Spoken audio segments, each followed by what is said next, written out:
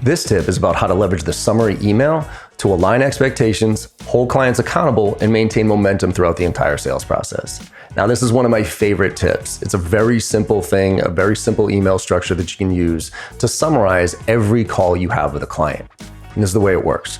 You have to let them know this is coming. So for instance, at the end of a discovery call or even a second, third, fourth call, you go like this. Thank you so much for your time today. I appreciate it. There's some next steps and action items.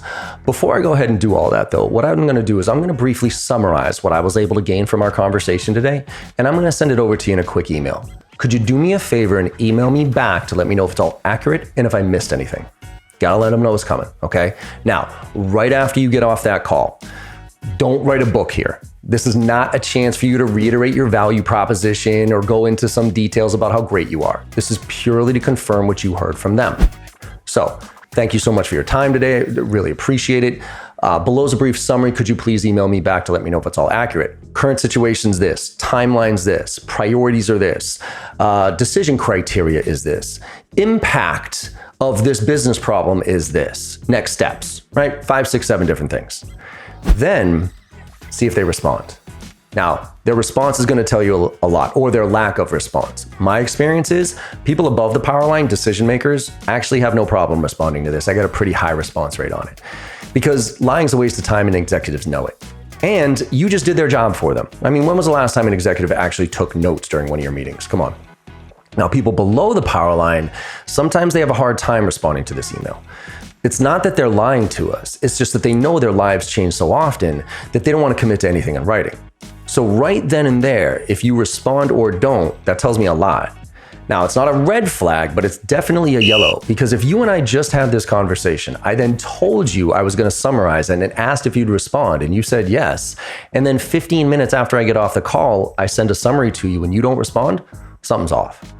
Now, just to give you some data points here, I only get about a 25-30% response rate on that summary email. But the 25 to 30% response rate that I do get, I have a 90% close ratio with, 90. The other 70-75% that I don't get a response, I have about a 42% close ratio with. And that's pretty good, but 90 is way better. So right there, it tells you something. So now, say they respond. The beauty is when they do respond, now you got something to hold them accountable. So later on, when you have that second meeting, guess what? The first thing on the agenda is what's changed. Let's review that previous summary email. Has anything changed from there? Great, let's move forward. It's the connective tissue between every person involved in the sales process on your end. For instance, the SDR or the BDR, the ones making cold calls, they call up, they have a good conversation, they set up the meeting with the AE, they summarize that conversation, CC the AE. Now the AE, on the next part, when they start meeting with the client, they can say, hey, before we get going, is this stuff still all accurate? Fantastic, and now we're moving forward. And we're not re-qualifying the client every single time. This also helps you when it comes to ghosting. If a client completely disappears on you, then you could take that summary email and fire back to them and say, hey, where'd you go?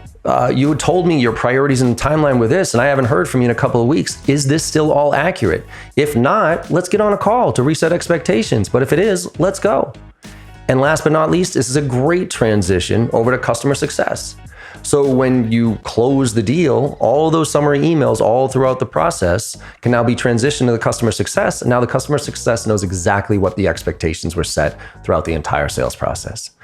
Use the summary email. I promise you, it's going to tell you more than you would imagine about where you are with the client, and it's going to allow you to maintain control and momentum throughout the entire sales process. Make it happen.